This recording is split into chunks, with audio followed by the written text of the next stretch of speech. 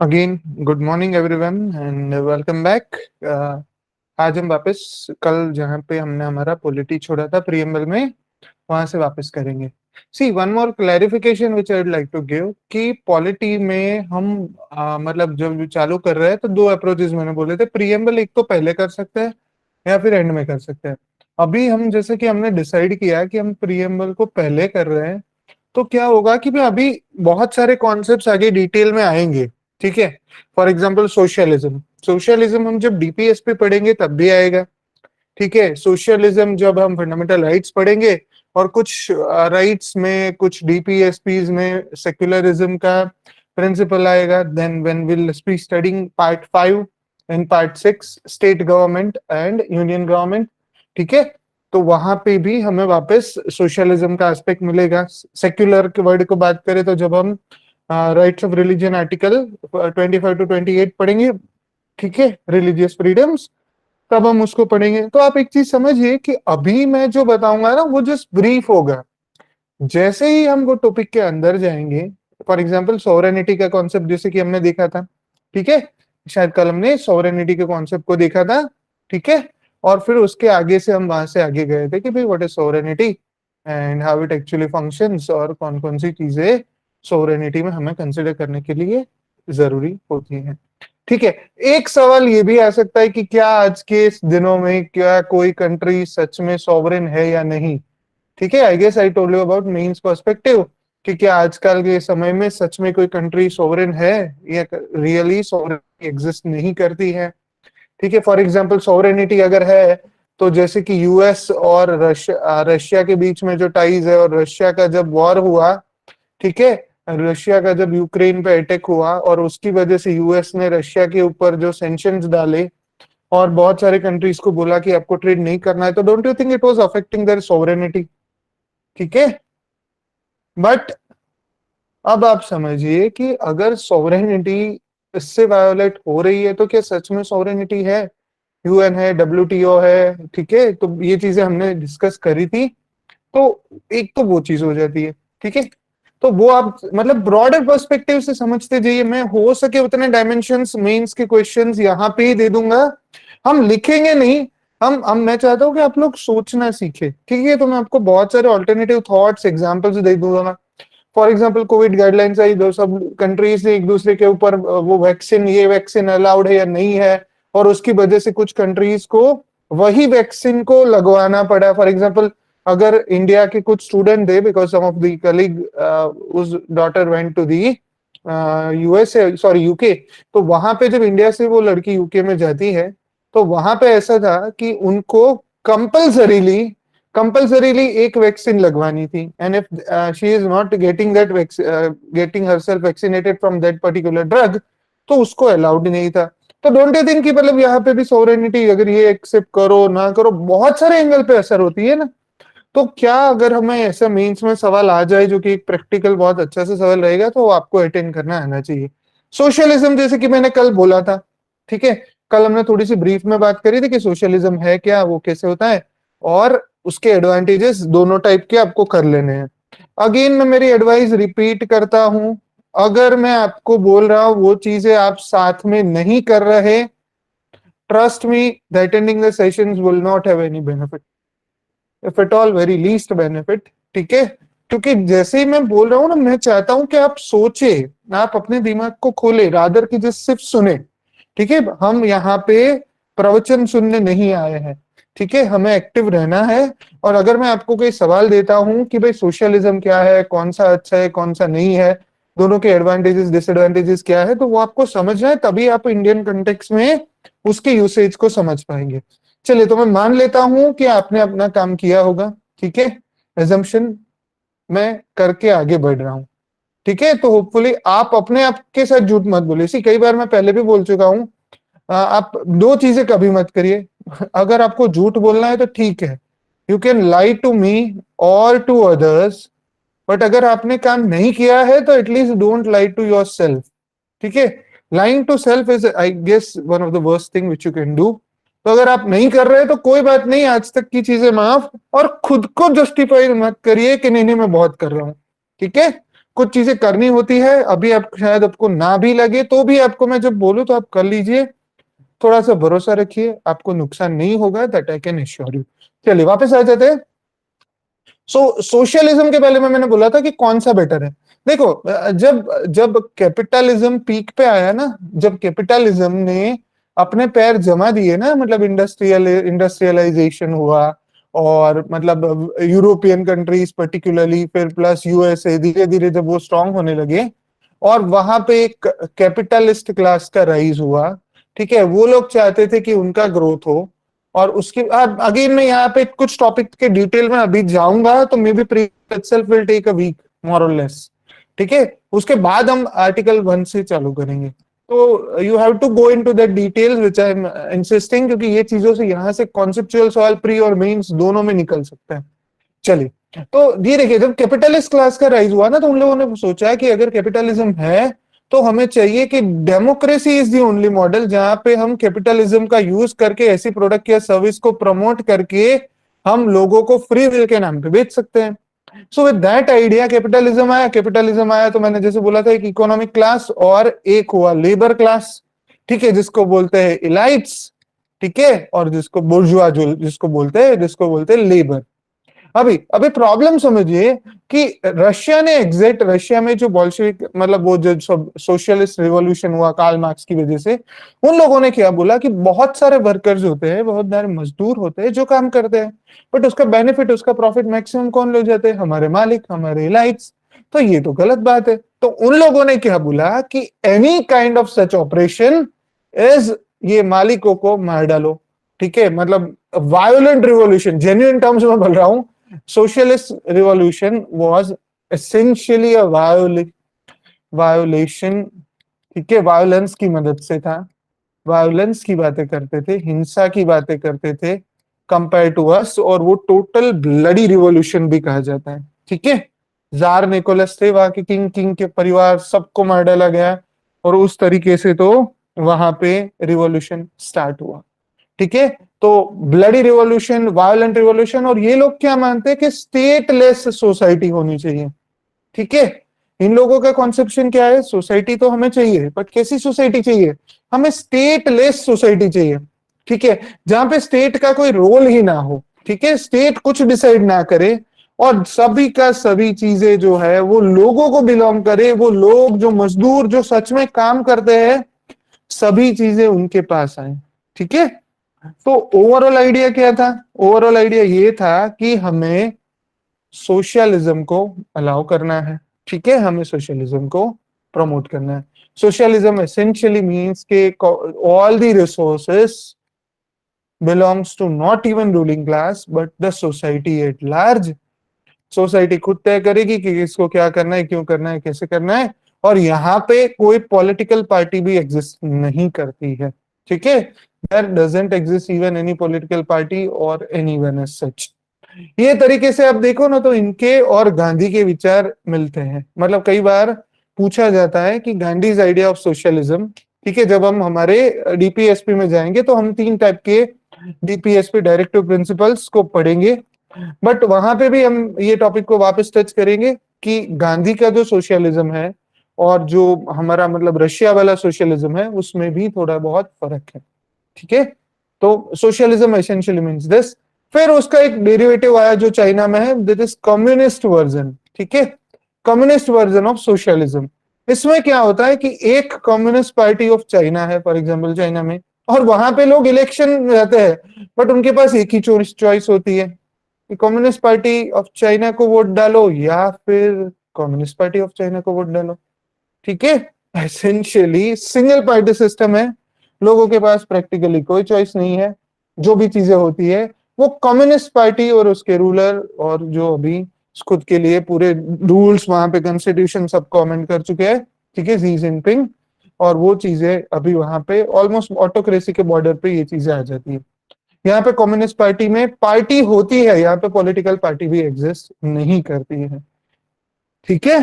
तो सोशलिज्म का आइडिया कुछ ऐसा है, बट एसेंशियली ना तो हमारे यहाँ पे ब्लडी रिवॉल्यूशन है, इसीलिए आपने देखा वो CPI, Communist Party of India, M Maoist है, उन सबको इंडिया ने बैन कर रखा है, क्यों? क्योंकि वो लोग ये चाहते हैं कि वायलेंट रिवॉल्यूशन किया जाए, हिंसा की मदद से स्टेट को ओवरथ्रो करना है, क्योंकि वो लोग आइडियली क्या चाहते हैं?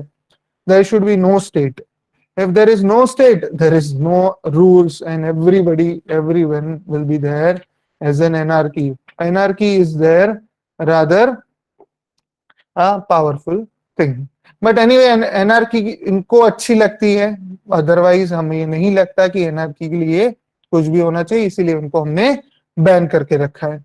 बट एनीवे, ये तो एक चीज हो गई. ठीक है, तो ये देखिए, पहला वर्ड हो गया sovereign, socialist, secular, democratic, Republic. अभी देखिए, अभी है ना, जब आप कॉन्स्टिट्यूशन पढ़ेंगे तो ऐसे देखिए, यहाँ पे सुपरस्क्रिप्ट आएगा. ठीक है, ब्रैकेट में लगा के सोवरेन के ऊपर आगे है वन, और वन का मतलब नीचे कुछ लिखा हुआ है, आप ये देखिए. It is substituted by the 42nd amendment act 1976. तीन वर्ड ऐड किए गए, सोवरेन, डेमोक्रेटिक, रिपब्लिक. ठीक है, मतलब ये हमारे पहले के वर्ड थे. उसके बाद दो वर्ड हमारे ऐड हो गए. कौन से? सोशलिस्ट, और दूसरा कौन सा वर्ड ऐड हुआ था? सेक्युलर. ये तीनों वर्ड ओरिजिनली पहले से थे. ये दो word 42nd amendment act, 42nd में कॉन्स्टिट्यूशन अमेंडमेंट एक्ट ऐसे लिखता हूं.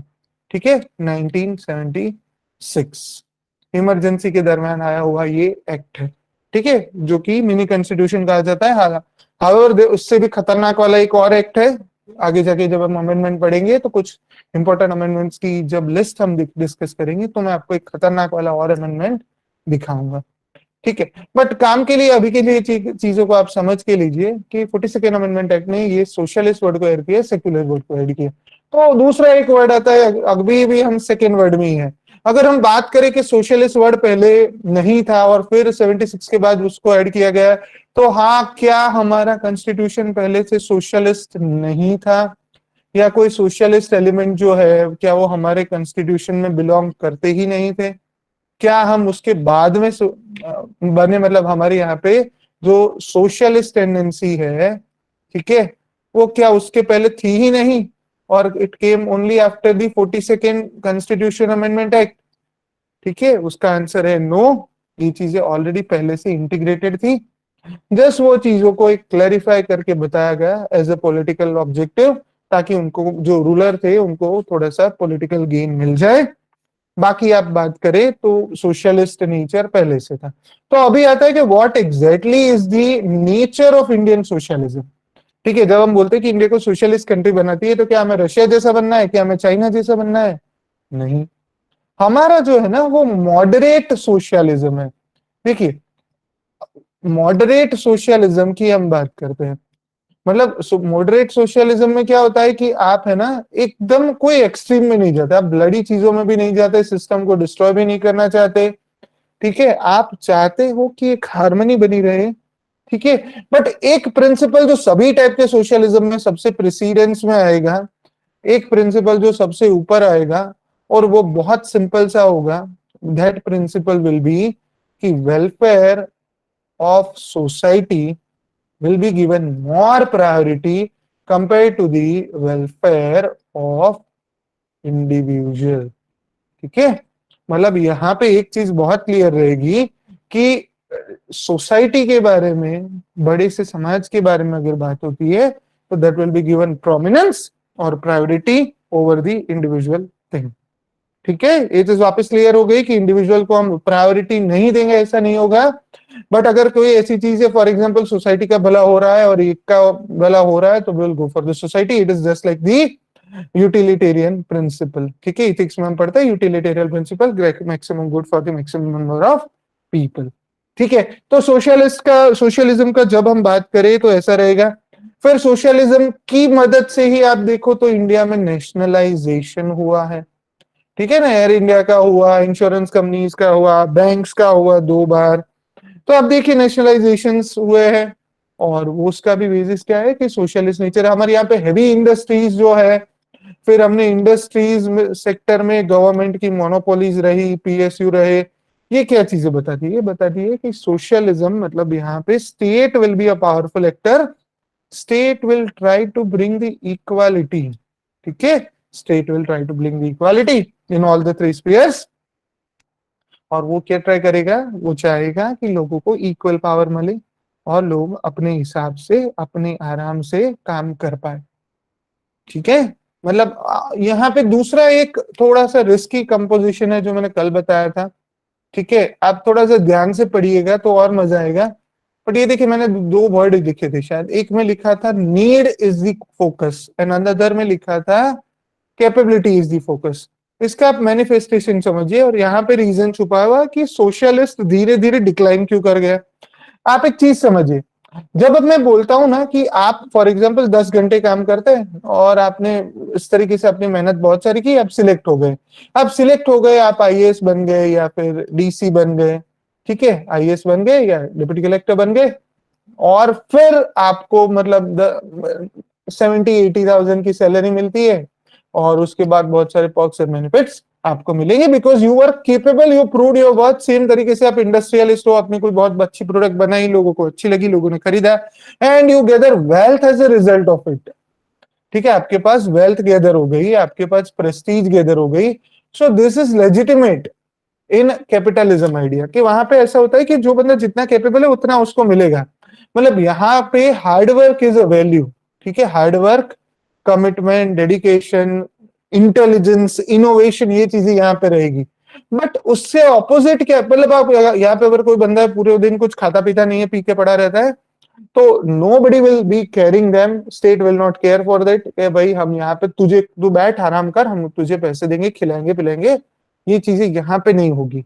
But what happens in the socialism, socialism का ठीक है वैसे प्रिंसिपल इक्वलिटेरियन है कि सबको इक्वल गिनना है, बट दूसरा मतलब ये भी हुआ कि वहां पे आप कुछ करो या ना करो, even if you are a senior scientist और a peon, maybe a civil servant or maybe just somebody, मतलब रिलेटिवली कोई भी अलग पोजीशन है, everybody will be given equal status. Equal status से भी थोड़ा है, मतलब अगर ये बंदा जो साइंटिस्ट है बहुत अच्छा न्यूक्लियर रिसर्च किया है बट वो सिंगल है, और अगर जो कोई पर्सन मतलब लोअर लेवल मैनेजमेंट में है और उसकी 10 लोगों की फैमिली है, ठीक है, 10% आर देयर इन फैमिली, तो क्या होगा कि उसका स्टेट के रिसोर्सेज पे ज्यादा हक रहेगा। समझ रहे हो आप, मतलब ये तो ऐसा हुआ कि इट इज रादर प्रोमोटिंग दी, आपकी अगर ज्यादा नीड है तो स्टेट आपको ज्यादा देगा, अगर आपकी नीड कम है तो आपको कुछ नहीं मिलेगा। मतलब आप मेहनत पूरी दुनिया की कर रहे हो, और जब रिवार्ड लेने की बारी आए तो आप बोलते हो कि नहीं नहीं ये क्राइटेरिया रहेगा ही नहीं। समझे, that is the issue with the socialism, that is the reason why Russia lost and USSR, जो फॉर्मर यूएसएसआर था, वो डिसइंटीग्रेट हो गया।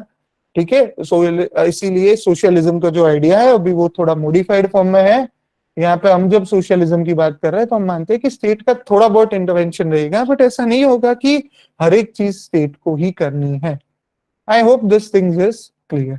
ठीक है, चलो अभी हम तीसरा वर्ड पढ़ते हैं, और वो तो और खतरनाक है, मतलब ये वर्ड के बारे में तो बोले ही क्या, सेक्युलर। ठीक है, ये वर्ड बहुत ही ज्यादा कंट्रोवर्शियल है, थोड़ा सा डिटेल में हम जाने का ट्राई करते हैं। ठीक है, सेक्युलरिज्म, चलो जस्ट सेकेंड, इसको हम है ना लाल कलर ले लेते हैं। ठीक है, वैसे भी डेंजरस चीज है तो हम उसे लाल ले लेते हैं। चलिए, so third word which describes the nature of Indian polity, which is India is a secular democracy. So what is secular? ठीक है, सेक्युलर वर्ड का मतलब क्या होता है? सेक्युलर का गुजराती भाषांतर क्या है, गुजराती या हिंदी? पंथ निरपेक्ष। नाउ यहाँ पे भी कुछ प्रॉब्लम है। ठीक है, धर्म निरपेक्ष नहीं किया गया हिंदी ऑफिशियल ट्रांसलेशन में, उसको पंथ निरपेक्ष करके दिखाया गया है। ठीक है, गुजराती में हम उसे बोलते हैं बिन सांप्रदायिक, बट हिंदी ट्रांसलेशन की जो ऑफिशियल ट्रांसलेशन माना जाता है ऑफकोर्स, बट यहाँ भी एक वर्ड है which is called as a secular. क्योंकि देखिए, धर्मनिरपेक्ष में धर्मनिरपेक्ष नहीं लिख सकते। ठीक है, धर्मनिरपेक्ष लिखने में प्रॉब्लम क्या आता है कि यहाँ पे हम रिलीजन पे चले जाता है, whereas ideally it is mean by Dharma that is कर्म। ठीक है, हम कर्म के बारे में बोल रहे थे, not of the that religion, मतलब हिंदू मुस्लिम वाली बात नहीं कर रहे। बट यस, जब हम आप मतलब धर्म के 2-3 मतलब हो जाते हैं तो इसीलिए हम धर्म निरपेक्ष नहीं बोलते, पंथ निरपेक्ष कहा जाता है, संप्रदाय के निरपेक्ष में माना जाता है। संप्रदाय दैट मीन्स रिलीजियस डिनोमिनेशन, ठीक है, रिलीजियस डिनोमिनेशन, जिसको बोलते हैं पंथ, जिसको बोलते हैं संप्रदाय, और उस तरीके की बात होती है। चलिए, सो जब हम सेक्युलरिज्म की बात करें तो सेक्युलरिज्म का मतलब होता है कि यहाँ पे, मतलब इसके दो तीन मतलब होते हैं। यूएस का सेक्युलरिज्म अलग है, ठीक है, देन यूके का अलग है, फ्रांस का अलग है, इवन चाइना का अलग है, और इंडिया का भी टोटली अलग है। ठीक है, तो मैं थोड़ा थोड़ा सा छोटी छोटी सी बातें बता देता हूँ हर एक के बारे में कि सेक्युलरिज्म, एक तो पहले वर्ड डिफाइन करना बहुत मुश्किल है, ठीक है। आइडियली उसका मतलब होता है कि it is not related to God और religion, not related to religion, ठीक है। मतलब आइदर आप कोई भी धर्म में नहीं मानते तो भी आप सेक्युलर हो, या भी आप हर एक में इक्वली मानते हो तो भी आप सेक्युलर हो, या फिर आप कोई धर्म में मानते ही नहीं, ठीक है, कोई भी चीजों को मान लेते हैं। अभी देखिए, यूएसए है, यूएसए में सेक्युलरिज्म है, सभी धर्म को अलाउ किया जाता है, पर वहां पे क्रिश्चियनिटी को प्रमोट किया जाता है, ठीक है, क्रिश्चियनिटी को प्रमोट किया जाता है। वैसा ही थोड़ा सा केस यूके का भी देखने को मिलता है। फ्रांस में तो ऐसा है, तो France is like anti religion, ठीक है, France is like anti religion, मतलब ये मानता है कि आपको प्राइवेट स्पीयर में जैसा करना है करिए, ठीक है। एंटी रिलीजियस से बोल सकते a religious, anti religious China आएगा, ठीक है, China will be anti religious. देखिए, ए रिलीजियस का मतलब क्या हुआ, ये मानता है कि फ्रांस में ऐसा माना जाता है कि आपको जो करना है करिए, बस पब्लिक डिस्प्ले मत करिए अपने धर्म के बारे में। मतलब यहाँ पे freedom of expression in regard to the religion does not exist in the France. और वहां पे चार्ली हेब्डो वाला जो सर कलम करने वाला इश्यू है, ठीक है, वो चीजें होती है, बहुत सारे टेररिस्ट अटैक होते हैं, और चीजें बहुत ही खतरनाक है। इसीलिए यूपीएससी ने भी एक बार सवाल पूछा था कि what France can learn from the India's model of secularism. तो फ्रांस में कई बार क्या होता है कि रिलीजन को बहुत हेवीली सप्रेस किया जाता है, यूएसए में जैसे कि मैंने बोला अप्रिशिएट किया जाता है, ठीक है। तीसरी बात, चाइना तो ये मानता है कि religion is the opium of masses, ठीक है, ओपियम मानता है, मतलब अफीम है।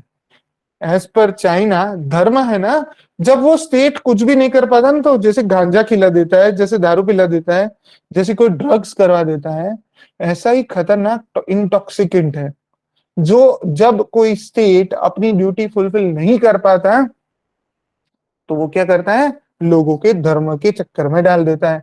फिर लोग हिंदू मुस्लिम या फिर क्रिश्चियनिटी या फिर जैन पारसी जो भी है, मतलब वो कॉन्फ्लिक्ट में पड़े रह जाएंगे, और जो ओरिजिनल कंटेंट है, डेवलपमेंट है, लोगों की सच में भलाई है, वो चीजें साइड में हट जाएगी। तो चाइना का रिलीजियस सेक्युलर कॉन्सेप्ट क्या बोलता है कि भाई धर्म का कोई स्थान ही नहीं है। मतलब China is completely against the religion. China totally मानता है कि भाई यहाँ पे आपको कुछ भी नहीं करना है, मतलब रिलीजन का तो नाम ही मतलब, हम रिलीजन को ही उड़ा देंगे, हर एक रिलीजन प्रॉब्लमेटिक है चाइना के हिसाब से, हर एक रिलीजन इज डेंजरस। इसीलिए वो हर एक रिलीजियस का मोरलेस ऑपरेशन करता है और सबको दबाया जाता है। उइगर जीनोसाइड बोल लो, या इवन बुद्धिस्ट को भी अब हद से ज्यादा दबाया जाता है। बहुत सारी चीजें वहां पे कॉमन है, ठीक है, जस्ट सेकेंड।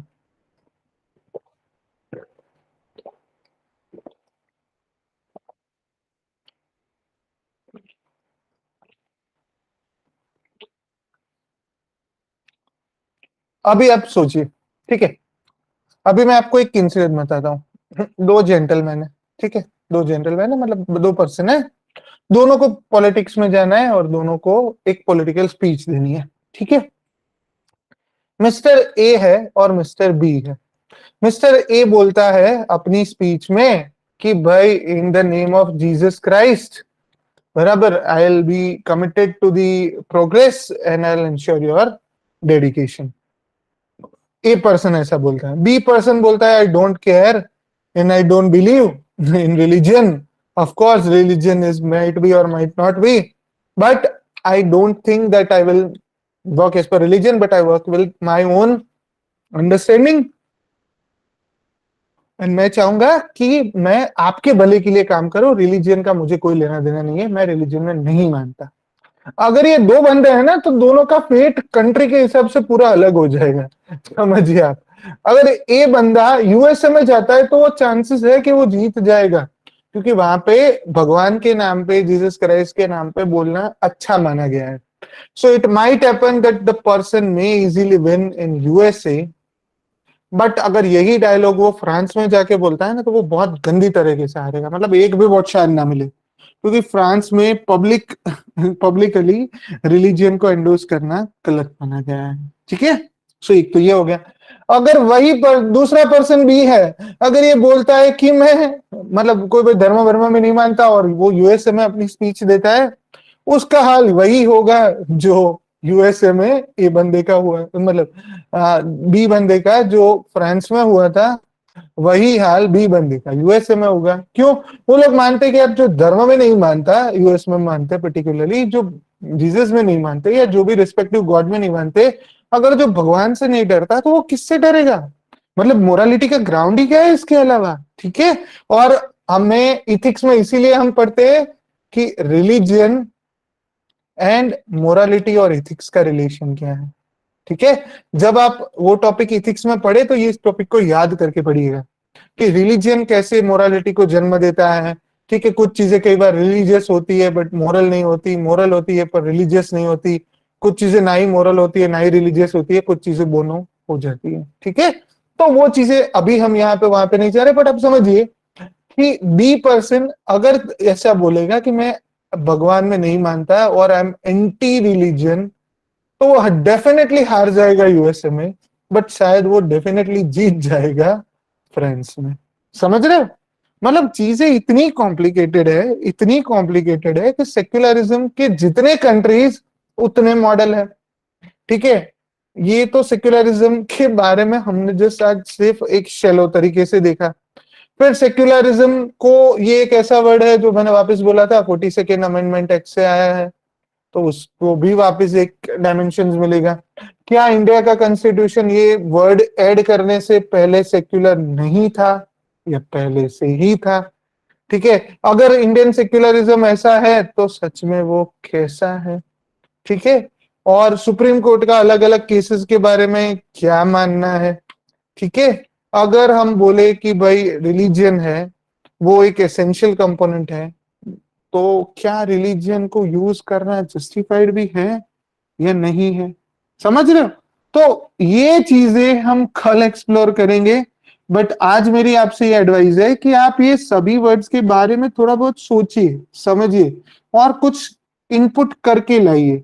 ठीक है, जब आप कल आए तो एटलीस्ट एक एक पैराग्राफ टाइप करके रखिए और पेस्ट कर दीजिए, ताकि मैं भी आपके विचार पढ़ पाऊं कि आपने एग्जैक्टली ये टॉपिक के बारे में लिखा क्या है। ठीक है, क्योंकि आपकी समझ होनी जरूरी है। समझिए आप सेक्युलरिज्म के बारे में आप क्या मानते हैं और इंडियन सेक्युलरिज्म कैसा है। ठीक है, आपको यहाँ पे कोई बुक में जाके इंटरनेट पे जाके सर्च करना है तो करिए, I will not advise that, क्योंकि वो चीजें हम ग्रेजुअली कवर करेंगे। वो चीजें अगर पर आपको अगर करनी है तो ये सेशन में जब टॉपिक थोड़ा सा टच हो जाए उसके बाद जाके आप बुक्स को रेफर करिए, कोई प्रॉब्लम नहीं है। ठीक है, बट पहले आप अपने दिमाग को खोलिए और खुद की अंडरस्टैंडिंग के हिसाब से कुछ चीजों को समझिए, ज्यादा से ज्यादा डिक्शनरी मीनिंग देख लीजिए, फिर आप सोचिए कैसा है Indian secularism.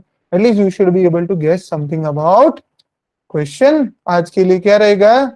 What is secularism, or what is the model of secularism? Model of secularism in India, बराबर, and how it has functioned। ठीक है, मतलब whether it has worked for the benefits of India or whether it's worked against the interest of India, what is your assessment? ठीक है, assessment या आपको बोलना है कि what are your views.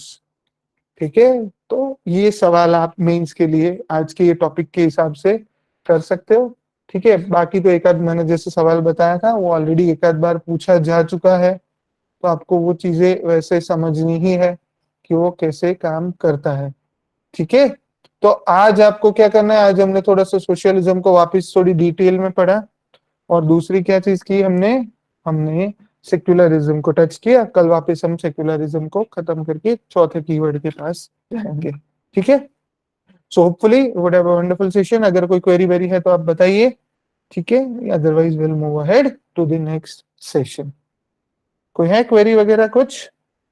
Hopefully ये चीज अप्रोच बराबर रहता है ना, क्योंकि देखिए ये आगे के पोर्शन है, अगर आइडियली ये चीजें मेरे हिसाब से एंड में करनी चाहिए, बट आपने जैसे बोला कि प्रीएम्बल को पहले करते हैं, तो प्रीएम्बल पहले करने के पिटफॉल्स भी हैं, क्योंकि हर एक टॉपिक में बहुत डिटेल में जाना ही पड़ता है, ठीक है। अदरवाइज क्या होगा कि आपको पता नहीं चलेगा, फिर आप ऐसे ही कोई भी बुक में पढ़ लोगे और वो कोई ज्यादा मीनिंग नहीं रखेगा, ठीक है। तो hopefully you are understanding the reasons why we are going bit slow, और हमारी जर्नी वैसे भी लंबी रहेगी। I am expecting at least 100 to 150 something sessions may be, right. I don't expect anything less than that, may be ज्यादा भी हो जाए, बट उससे कम में तो मुझे अभी तो नहीं लग रहा कि कोई बात बनेगी, ठीक है।